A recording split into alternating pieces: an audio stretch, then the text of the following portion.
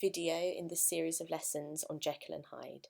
Today what we're going to be looking at is Gothic setting in Victorian London and London in the text as well. So firstly, as we go along, I want you to really be making notes on what I'm saying as well as what I'm writing down on these PowerPoint slides. Cool. So let's start with Victorian London then. So Robert Stevenson lived during the Victorian period, which spanned the reign of Queen Victoria from 1837 to 1901, and the book was first published in 1886. The Victorians lived during interesting times. For one, industry became the backbone of civilization. Like never before, the world was connected by the trade of goods. London was the central hub of the economic world.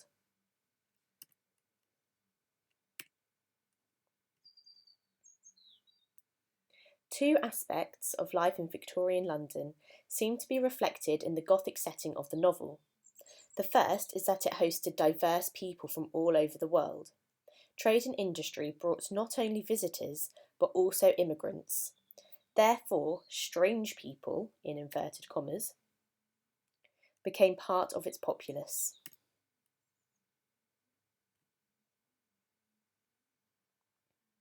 Secondly, industry meant that London was a grimy place.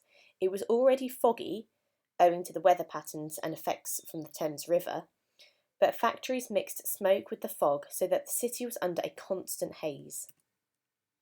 London had only just begun sanitation reforms, so it was also a dirty place where disease was really common.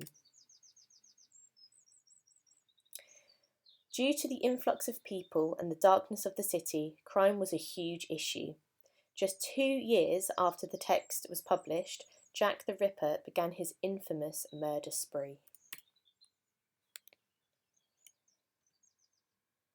So I'll just give you a couple of seconds to note those down.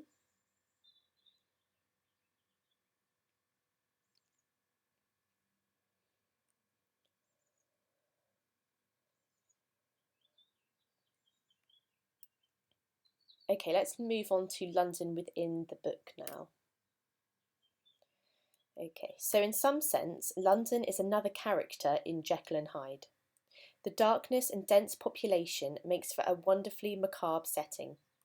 Most importantly, there is an interesting dichotomy in London that Jekyll and Hyde represents.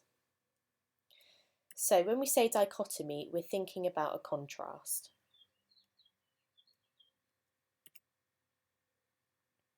London was a great place of light, with new inventions and breakthroughs in science and medicine, as well as great darkness, such as industry and poverty. So this contrast between light and darkness, that is the dichotomy that we're talking about here.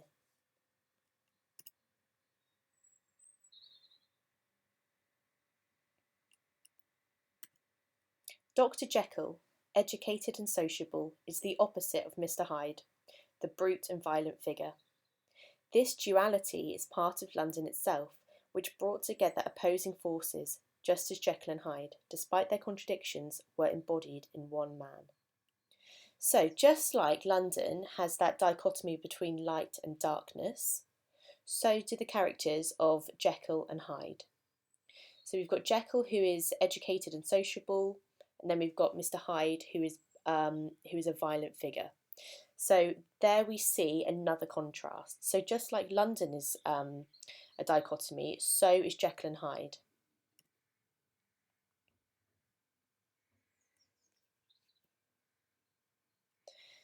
So if you want, we can call that our word of the day, dichotomy. That's something that I would really like you to learn and write down.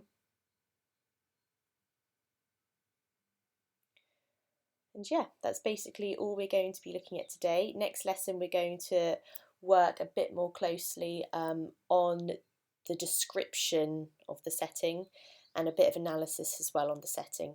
So again, we're looking more into context. So join me next time. Thanks for listening.